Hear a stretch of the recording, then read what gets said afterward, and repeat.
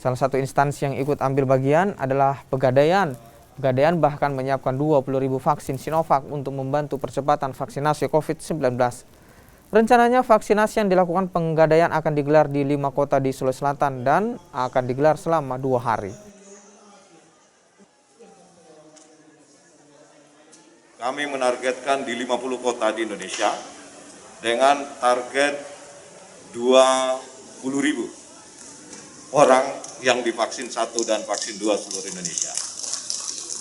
Bapak Ibu yang saya banggakan bahwa hal ini kami lakukan sebagai komitmen dari seluruh jajaran komisaris, jajaran direksi, dan manajemen PT Pegadaian untuk terus berupaya menuju herd immunity.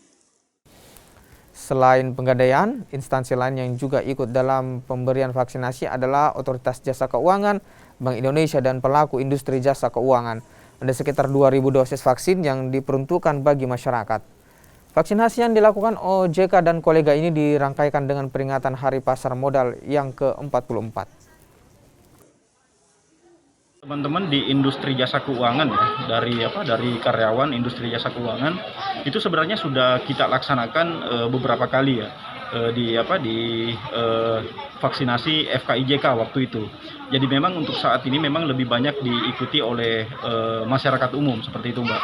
Jadi kalau kita lihat antusiasme masyarakat itu mulai dari remaja usia 12 tahun sampai usia lansia itu banyak sekali yang ikut di vaksinasi industri jasa keuangan dalam rangkaian HUT Pasar Modal ke-44 kali ini.